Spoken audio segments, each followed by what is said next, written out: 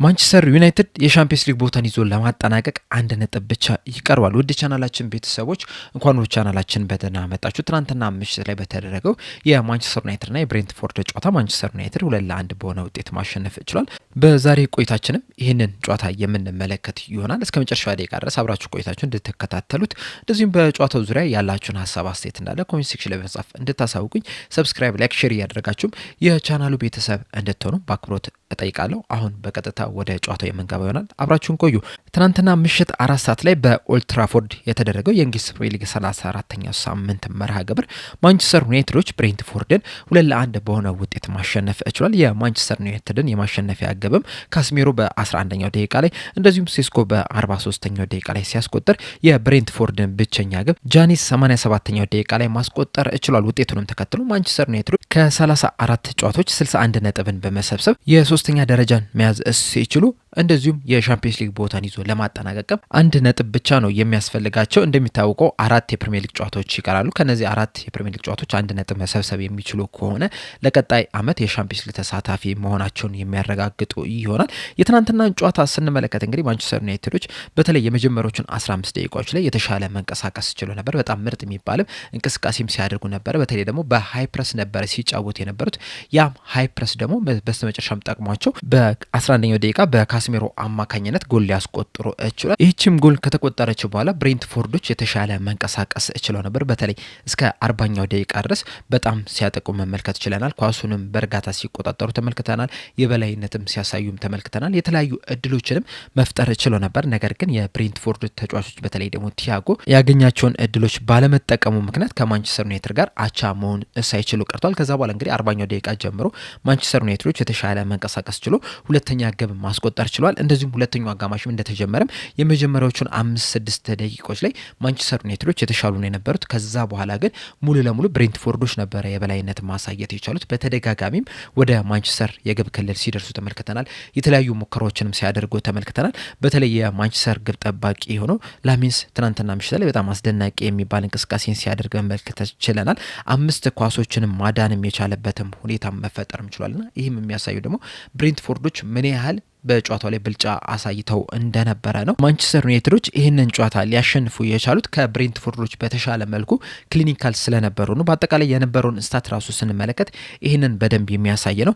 በኳስ ቁጥጥር ረገድ ብሬንትፎርዶች የተሻሉ ነው የነበሩት። በአቨሬጅ 55% የኳስ ቁጥጥር ነበራቸው። በሙከራ ደረጃ ግን በተለይ በኤክስፔክትድ ጎል ደረጃ የማንቸስተር ዩናይትድ የተሻለ ነው የነበረው። 1.36 ኤክስፔክትድ ጎል ማስመዝገብ ችሏል። ብሬንትፎርዶች በበኩላቸው 1.17 ኤክስፔክትድ ጎል ማስመዝገብ የቻሉት ያን ያህል የተራራቀ አይደለም።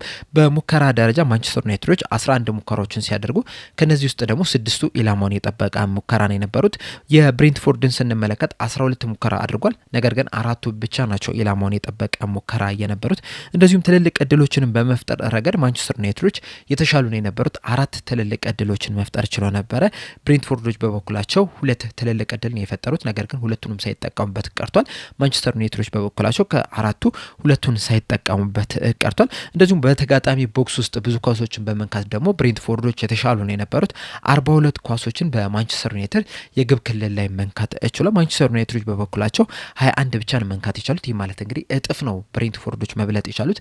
ነገር ግን እነዚህን የነኳቸውን ኳሶች ወደ እድል ሊቀይሩ አልቻሉም፣ ወደ ሙከራም ሊቀይሩ አልቻሉም። ሙከራዎቻቸውን ደግሞ ኢላማቸውን የጠበቀ ሙከራ ማድረግም ሲሳናቸው መመልከት ችለናልና ማንቸስተር ዩናይትዶች ግን በጣም ክሊኒካል ስለነበረው በትናንትናው ምሽት ጨዋታ ላይ በስተመጨረሻ አሸንፈው ሊወጡ ችሏል። በጨዋታው ላይም ከማንቸስተር ዩናይትድ በኩል ካስሜሮ ፈርናንዴዝ በጣም አስደናቂ የሚባል ምሽትን ማሳለፍ ችሏል። በብሬንትፎርድ በኩል ጃኒስ ጥሩ የሚባል እንቅስቃሴ ሲያደርግ ተመልክተናል። ማንቸስተር ዩናይትዶች ካሪክን አሰልጣኝ አድርገው ከሾሙ በኋላ እንግዲህ ጥሩ የሚባል እንቅስቃሴ ሲያደርጉ መመልከት ችለን ነበር። በተለይ ደግሞ የመጀመሪያዎቹን 5-6 እስከ 8 ጨዋታዎች ድረስ የተሸነፉት አንድ ብቻ ነበረ። ነገር ግን ወደዚህ ጨዋታ ከመምጣታቸው በፊት ያለፉትን 5 ያደረጉትን ጨዋታ ከተመለከታችሁ ሁለቱን ብቻ ነበረ ማሸነፍ የቻሉት፣ ቼልሲን 1-0 እንደዚሁም ደግሞ አስቶን ቪላን 3-1 በሆነ ውጤት ነው። ከዛ ውጭ ግን በሊድስ 2-1 ተሸንፈዋል። በኒውካስል ዩናይትድ 2-1 ተሸንፈው ከበርንማውዝ ጋር ደግሞ 2-2 ሲለያዩ መመልከት ይችላልና ወቅታዊ አቋማቸው ላይ ማንቸስተር ዩናይትዶች ትንሽ የመንገራገጭ ነገር ተመልክተንባቸዋል። እንዲሁም በሰሞኑ ብቃት ምናልባትም አሰልጣኝ ካሪክ ማንቸስተር ዩናይትድ ቋሚ አሰልጣኝ ተደርጎ ላይሾም ይችላል እየተባለ ነው የነበረው። በትናንትናው ጨዋታ ላይ ከብሬንትፎርዶች የተሻለ እንቅስቃሴ ባያደርጉ እንኳን ራሱ አሸንፈው መውጣታቸው በጣም ትልቅ ድል ያደርገዋል። ማንቸስተር ዩናይትዶች ሲዝኑ ሲጀመር ዋነኛ ዓላማቸው የነበረው የሻምፒዮንስ ሊግ ቦታን ይዞ ማጠናቀቅ ነው። ነገር ግን ደግሞ ሩበን አሞሪም በነበረበት ሰዓት የሻምፒዮንስ ሊግ ቦታን ይዞ በማጠናቀቅ ዙሪያ ላይ ስጋት ነበረ። ነገር ግን አሰልጣኝ ካሪክ ከተሾመ በኋላ ግን ይህ ነገር ስጋት መሆኑ ቀርቶ አሁን ላይ ለማረጋገጥ አንድ ነጥብ ብቻ ነው የቀራቸውና ጥሩ የሚባል እንቅስቃሴን እያደረጉ ነው የሚገኙት። እንደ ቡድንም ኮንፊደንሳቸው በዛው ልክ እየጨመረ እየመጣ ነው የሚገኘው።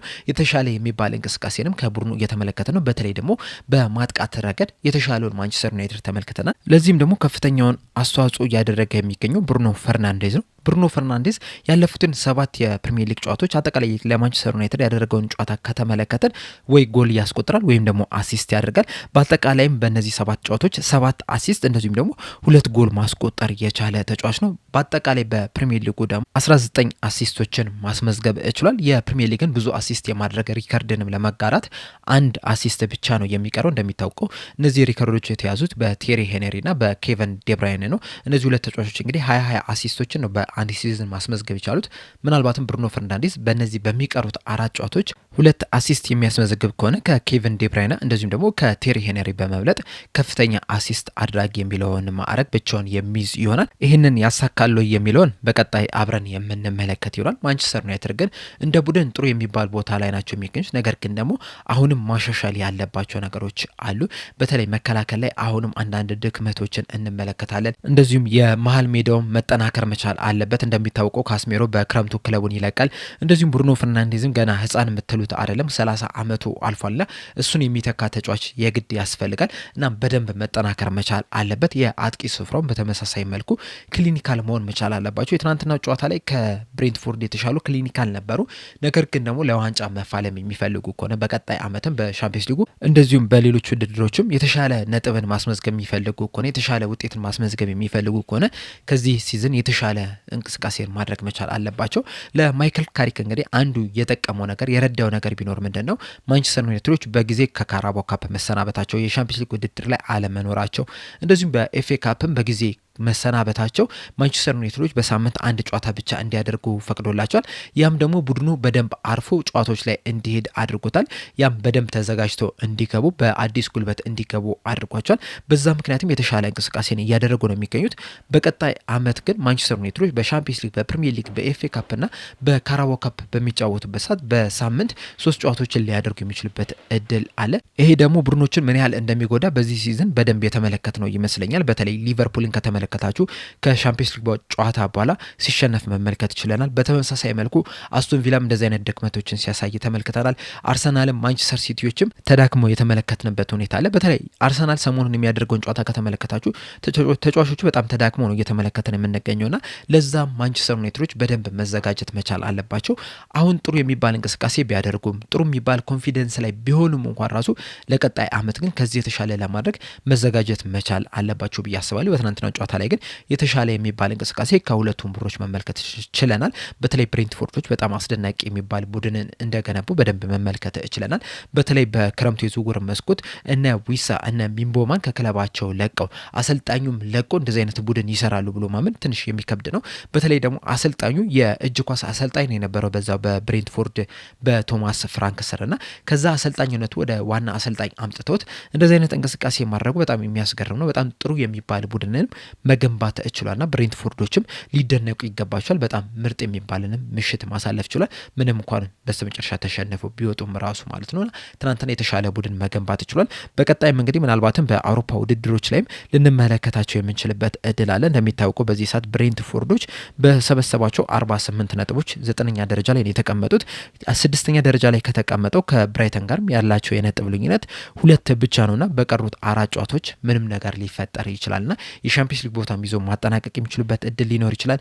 እንደዚሁም ደግሞ ቢያንስ ወይ የኤሮፓ ሊግ ወይ የኮንፈረንስ ሊግን ቦታ ይዘው ሊያጠናቅቁ የሚችሉበት እድል አለ። ያንን ማሳካት የሚችሉ ከሆነ ደግሞ ለብሬንትፎርዶች በጣም ትልቅ ስኬት ይሆናል። ለአሰልጣኙ በጣም ትልቅ ስኬት ተደርጎ የሚመዘገብላቸው ይሆናልና እስካሁንም ባየናቸው ደግሞ ይህንን የማሳካት እድላቸው በጣም ሰፊ ነው። ትናንትና ምሽት ላይም ይህንን ጥሩ እንቅስቃሴን በደንብ ማሳየትም ችለዋል። እናም በአጠቃላይ የትናንትና ጨዋታ ለማየት የሚማርክ ነው። ለገለልተኛ ተመልካች በተለይ በጣም የሚያዝናና ጨዋታ ሆኖ ማለፍ ችሏል። እናንተስ በትናንትናው ጨዋታ ዙሪያ ያላችሁ ሀሳብ አስተያየት ምንድን ነው? ሀሳብ አስተያየታችሁ እንዳለ ኮሜንት ሴክሽን ላይ በመጻፍ አሳውቁኝ። ለአሁን ግን እኔ እዚህ ላይ አበቃው። እስከ መጨረሻ ደቂቃ ድረስ ስለተከታተላችሁኝ ከልብ አመሰግናለሁ። በቀጣይ በሌላ እስከምንገናኝ ድረስ ሰብስክራይብ፣ ላይክ፣ ሼር ማድረግ እንዳትረሱ። ቸር ያቆየን።